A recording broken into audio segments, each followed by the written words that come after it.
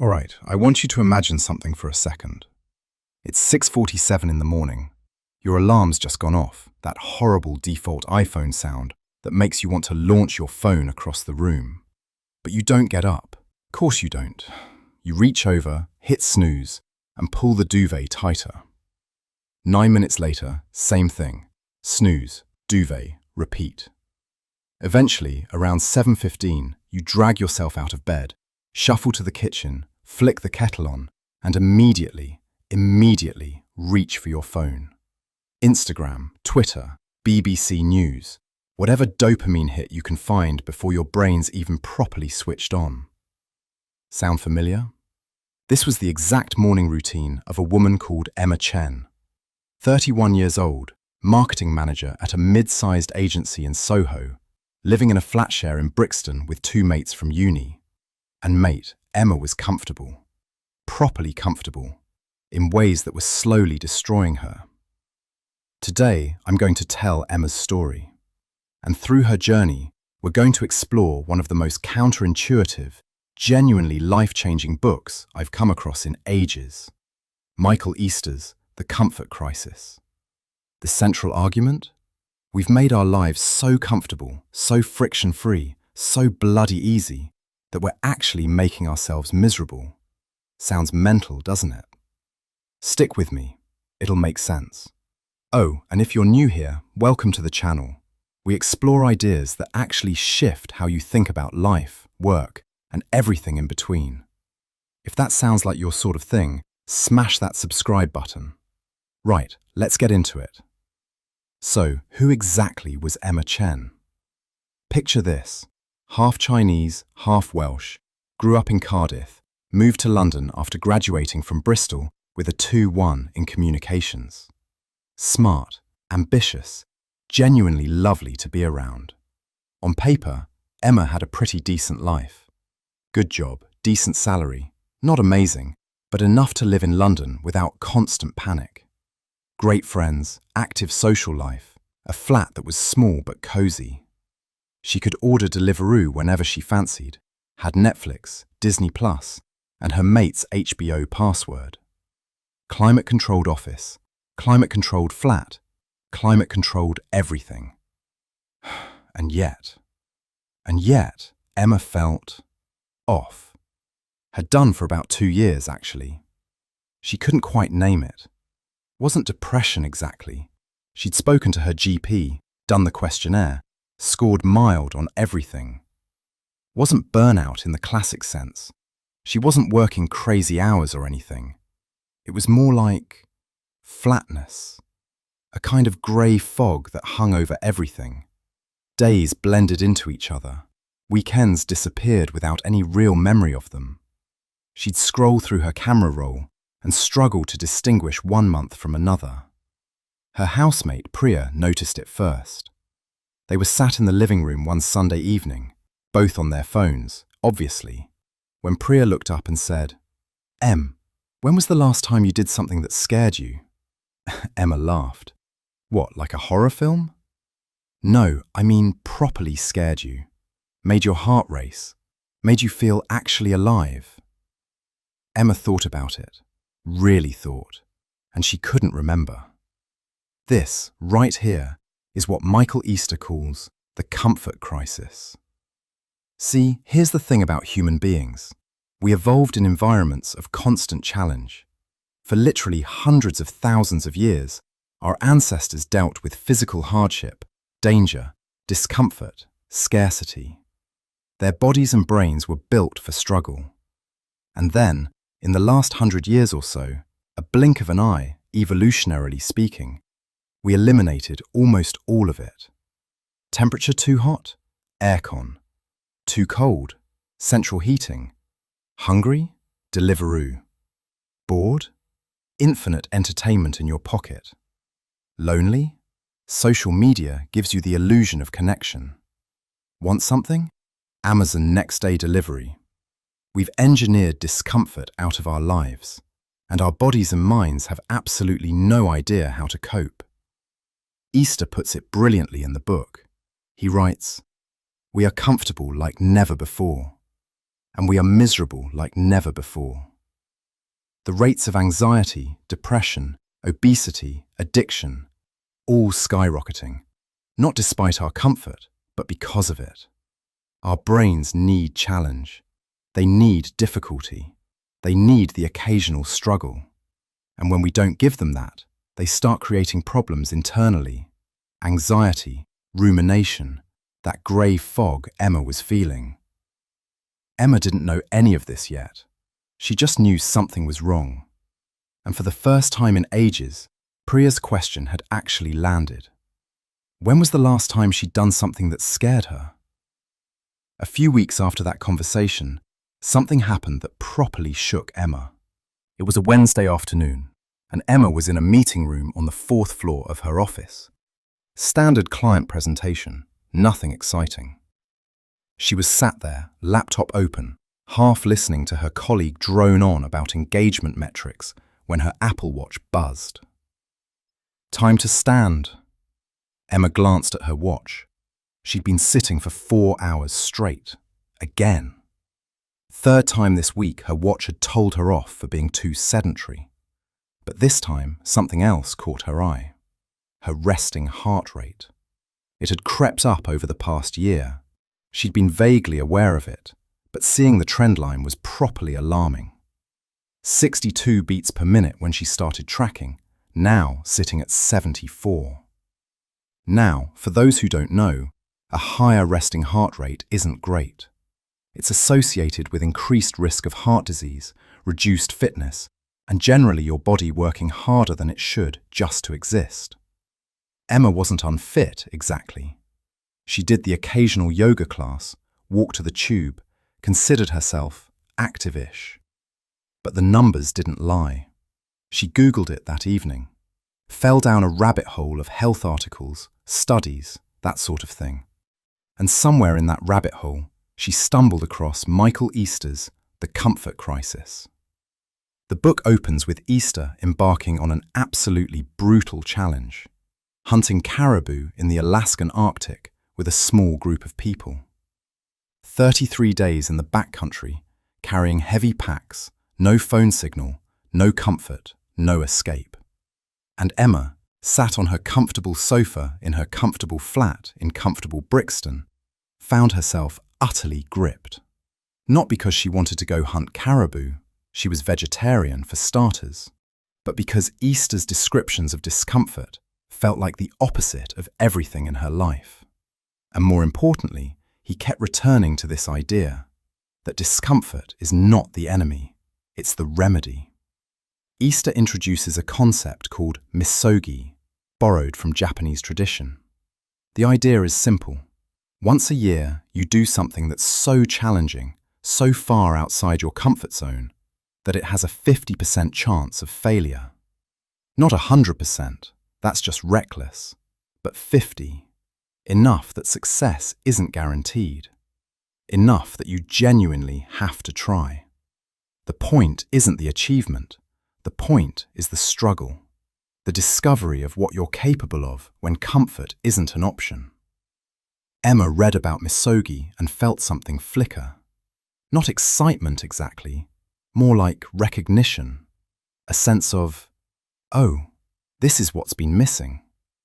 She texted Priya, "I think I need to do something stupid." Priya replied, "Finally, what are you thinking?" Emma didn't book a flight to Alaska.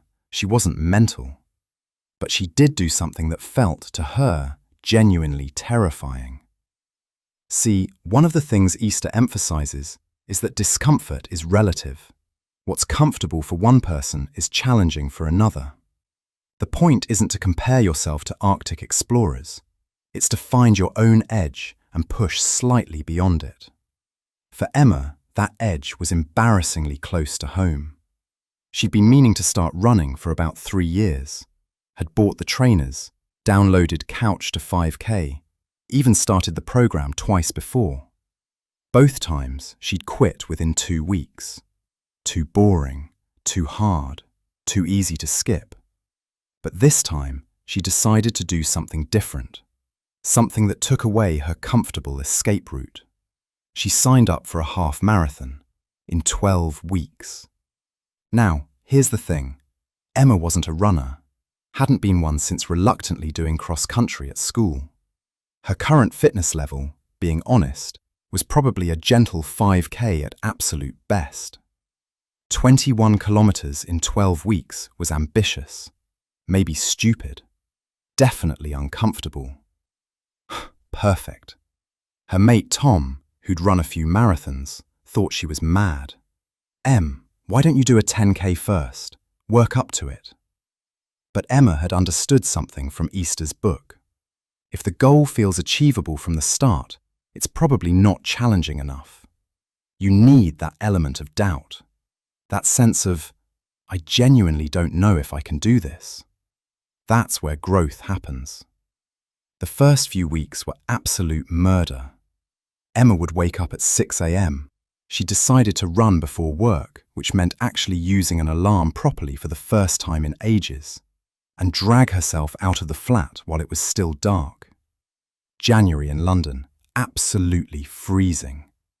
The comfortable option, the old Emma option, would have been to stay in bed, tell herself she'd run tomorrow, and scroll through Instagram until she had to rush to work. But Emma had made a rule. No negotiating with herself after the alarm went off. Decision already made the night before. Alarm goes off, you run. No thinking, no weighing up, no internal debates about whether you feel like it. Michael Easter talks about this principle extensively. He calls it reducing decision points. Every time you give yourself a choice about whether to do the hard thing, you're giving your comfortable brain an opportunity to talk you out of it. And your comfortable brain is very persuasive. The solution? Remove the choice. Decide in advance. Make the commitment external. Tell people. Sign up for the event. Put money down. So that backing out has consequences. Emma had told everyone about the half marathon. Put it on Instagram. Mentioned it to colleagues. Texted her mum. Backing out now would be publicly embarrassing. Brilliant. Right, I want to pause on something here, because Emma learned this the hard way, and it's crucial. Week 3 of training. Emma was starting to feel good.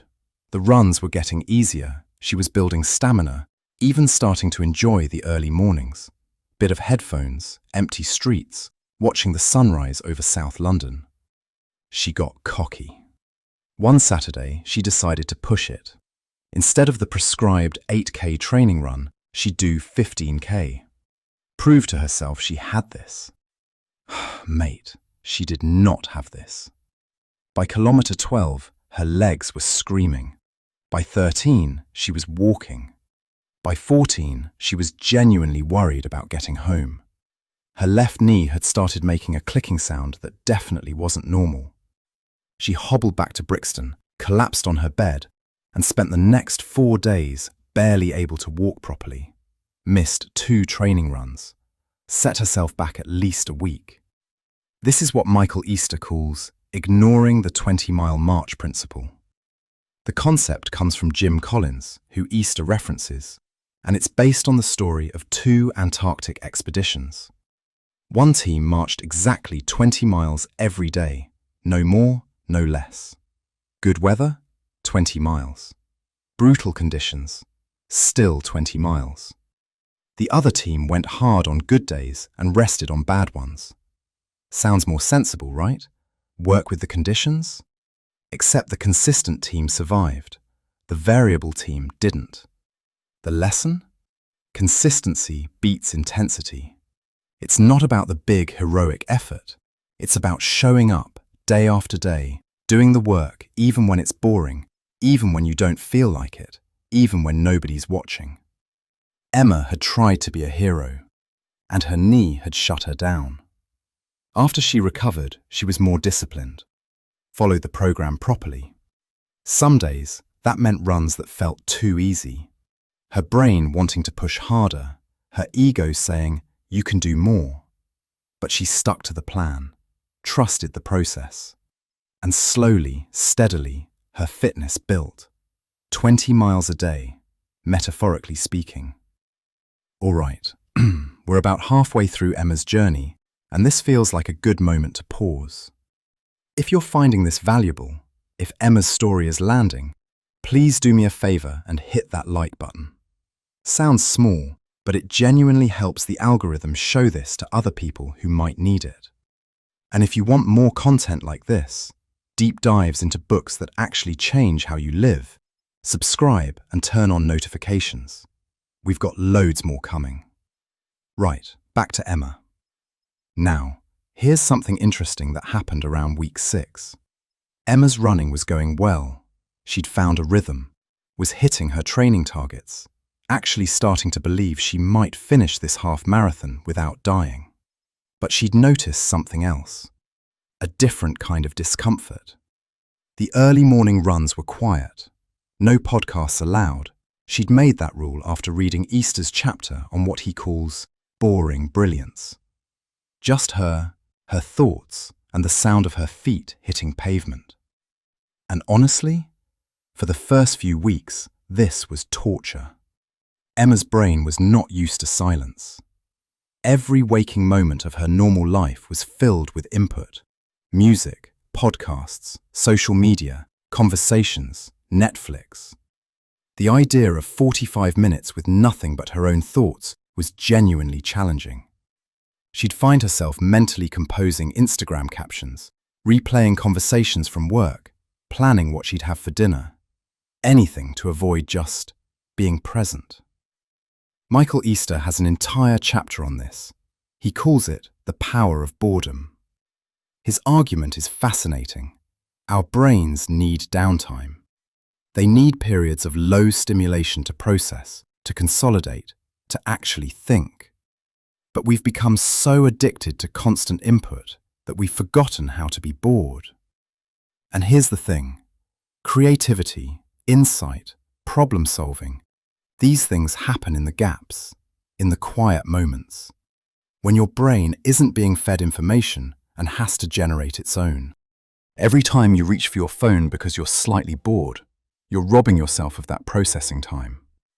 Emma started to notice something. On her silent runs, by about the 20-minute mark, her brain would settle, stop racing, and sometimes properly useful thoughts would emerge. She worked out a tricky problem at work during a Thursday morning run, finally figured out how to have a difficult conversation with her mum, had an idea for a side project that she'd been mulling over for months. None of this happened while she was scrolling Instagram. It happened in the discomfort of silence. So Emma made another rule. No phone for the first hour of the day. Wake up, run, shower, breakfast, all before touching her phone. The first few days were genuinely hard.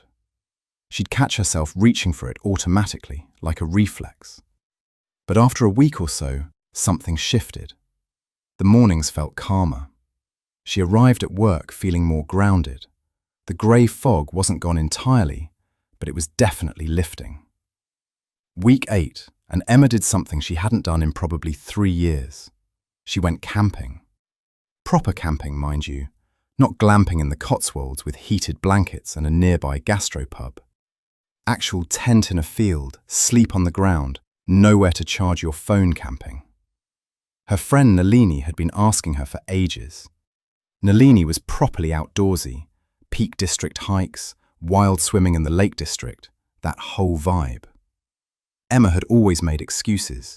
Too cold, too muddy, too uncomfortable. But now, riding high on her running progress and feeling genuinely different, Emma said yes. They went to Snowdonia in February. In Wales. I cannot overstate how uncomfortable this was. The first night it rained. Not gentle British drizzle, proper Welsh mountain rain, the kind that sounds like someone's throwing gravel at your tent. The temperature dropped to about 3 degrees. Emma's sleeping bag was rated to 5 degrees, so she spent most of the night in a semi-conscious shiver, questioning every life choice that had led to this moment. But here's the thing. The next morning, Emma unzipped the tent and saw something that genuinely stopped her in her tracks. The rain had cleared. The sun was coming up over the mountains.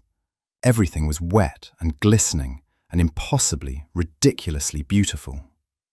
And there was nobody else around. Just her, Nalini, and thousands of acres of ancient Welsh wilderness. She started crying, proper tears rolling down her face, absolutely no idea why. Michael Easter would have understood. He has an entire section on what he calls nature deficit disorder. Here's the data. The average person in the UK spends about 90% of their life indoors. 90%. We've completely disconnected from the natural environment that our brains and bodies evolved to exist in. And this isn't just hippie nonsense. The research is overwhelming. Time in nature reduces cortisol, lowers blood pressure, improves immune function, reduces symptoms of anxiety and depression. The Japanese have a practice called Shinrin-yoku, forest bathing, and they've studied it extensively. The benefits are real. But here's Easter's key insight. It has to be proper nature. A park in central London is better than nothing, but it's not enough. You need space, you need wildness, you need to actually feel small, to be reminded that you're part of something much bigger than your inbox and your Instagram feed. Emma and Nalini spent 3 days in Snowdonia. They hiked up to Lyn Idwal, swam in water so cold it took Emma's breath away, cooked terrible camp food over a tiny stove, and talked for hours about absolutely everything. No phone signal, no distractions, just discomfort and beauty, and the kind of presence Emma hadn't felt in years. When she got back to London, the flat felt weirdly small. The city felt louder. She noticed things she'd stopped noticing: the constant noise, the artificial light, the way everyone walked around staring at their phones. Something had shifted again. Week 10, 2 weeks to go until the half marathon. Emma was starting to brick it, to be honest. Her longest training run so far had been 16 kilometers. The half marathon was 21.1 kilometers. That extra 5 kilometers felt like a wall she couldn't see past. Her knee had been grumbling again, not as bad as the injury, but a reminder that her body had limits. And her brain, her comfortable brain, was starting to whisper, maybe you're not ready. Maybe you should defer to the next one. Nobody would blame you. This is what Michael Easter calls the quitting point, the moment where the discomfort peaks, where every fibre of your being wants to retreat to safety, where the excuses become deafening. And here's his crucial insight. Most people quit not because they've hit their limit, but because they've hit their discomfort threshold. And those are two very different things. Your body can do far more than your mind tells you. The quitting point is a psychological construct, not a physical one.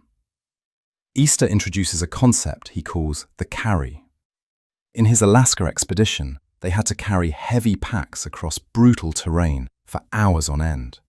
And the only way to do it was to focus entirely on the next step. Not the destination, not the miles remaining, just this step, right here, right now. When you're in deep discomfort, your brain will try to project forward. How much longer? Can I sustain this? What if it gets worse? These questions are not helpful. They amplify the suffering. The solution is radical presence. This step, this breath, that's all that exists. Emma wrote this principle on a post-it note and stuck it on her bathroom mirror. This step only. She stopped looking at her Garmin during runs, stopped calculating distances and paces, just focused on the next step. And something strange happened. The runs felt easier. Not physically easier, same effort, but mentally easier. By shrinking her focus to the immediate present, the overwhelming whole became manageable. Race day, March 15th. Victoria Park, East London. Cold, grey, threatening rain. About 5,000 runners gathered at the start line, and Emma was somewhere in the middle of them, absolutely terrified. Her mum had come up from Cardiff. Priya was there with homemade signs. Even her colleague, Marcus, who she'd been telling about her training for 3 months, had shown up to cheer. No pressure then. The first 10K felt amazing. Adrenaline, crowd support, good energy. Emma was smiling, waving at Priya, feeling like maybe this wasn't going to be so hard after all. Kilometers 10 to 15 were fine. Harder, but manageable. She settled into a rhythm, focused on her breathing, remembered the carry. Kilometer 16 is when it got rough. Her legs were starting to scream. Not the good kind of burn, the kind that suggests things might be failing. Her knee was aching. Her lungs felt like they were working overtime. And worse, her brain started catastrophizing. You've still got 5K to go. 5 kilometers of this, maybe more. What if it gets worse? What if your knee gives out completely?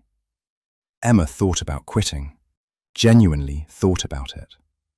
There were marshals along the route. She knew she could pull out. Nobody would judge her. And then she remembered something from Easter's book. He writes about how, in moments of extreme discomfort, your brain will present quitting as the only option. It'll feel like a logical, reasonable choice. I've tried my best. I've learned the lessons. There's no shame in stopping. But this is a trick. Your brain is desperately seeking the easy route, and it's very good at making that route seem sensible. The antidote? Feel the discomfort fully and do the thing anyway. Not ignore it, not suppress it. Feel it completely. Acknowledge exactly how hard this is, and then take the next step regardless. Emma took the next step, and the next one, and the next. She stopped running at kilometer 18. Her knee genuinely wouldn't allow it. But she kept walking, fast as she could, gritting her teeth against the pain. Kilometer 19, kilometer 20. The finish line appeared in the distance. She crossed in 2 hours, 38 minutes. Not fast by any objective measure. Lots of people beat her. But mate, when she crossed that line, she burst into tears. Proper sobbing, couldn't stand up crying. Priya rushed over, wrapped her in one of those foil blankets, and just held her while she wept.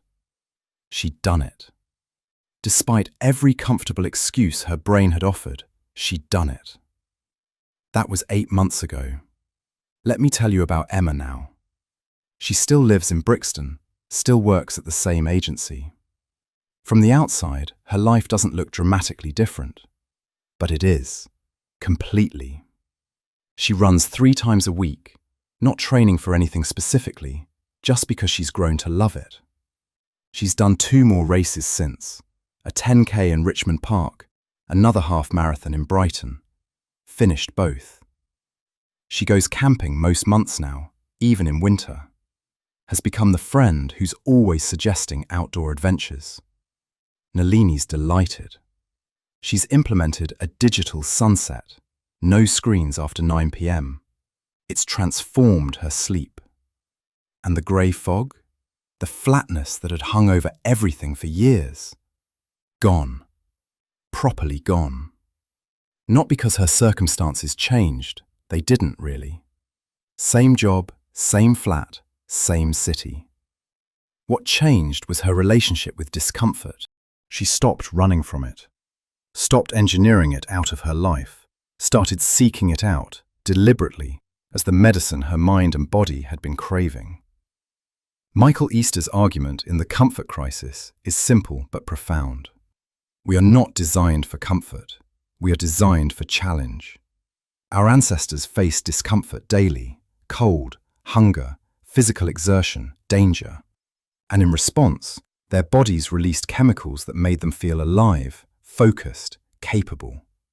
We've eliminated those challenges and wondered why we feel flat. We've traded struggle for convenience and called it progress. But it's not progress if it's making us miserable. The solution isn't to move to Alaska and hunt caribou. It's not to reject all modern comforts and live like a monk. It's simpler than that. Find your edges. Push past them occasionally. Stop always choosing the easy option. Take the cold shower sometimes. Walk instead of getting the Uber. Leave your phone at home for an afternoon. Sign up for something that scares you. Seek discomfort. Not constantly, not masochistically, but deliberately, as practice, as medicine. Emma learned this the hard way, through sore knees and frozen Welsh nights and moments of genuine doubt. But she learned it. And now, for the first time in years, she feels properly alive. Right, before we finish, let me leave you with the key principles from The Comfort Crisis and Emma's journey. 1. Comfort isn't the goal. Excessive comfort is actually making us anxious, depressed, and disconnected. Seek discomfort deliberately. 2. Find your Misogi. Once a year, do something that has about a 50% chance of failure. Push your boundaries. 3. Reduce decision points. Decide in advance when you'll do the hard thing.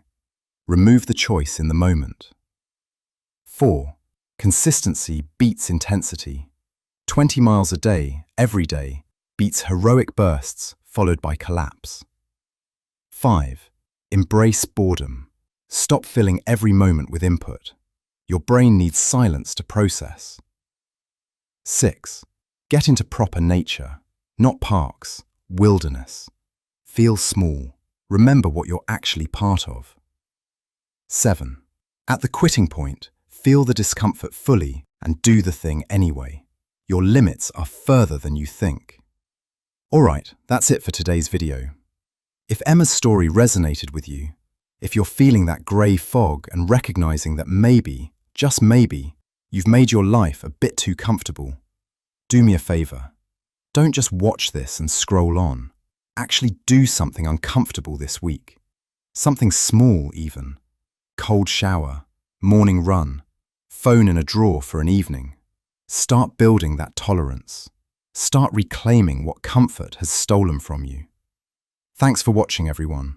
If you found this valuable, smash that like button, subscribe if you haven't already, and leave a comment telling me, what's one thing you're going to do differently after watching this? I read every single comment, and I genuinely want to know. Until next time, take care of yourselves, and remember, discomfort is the way.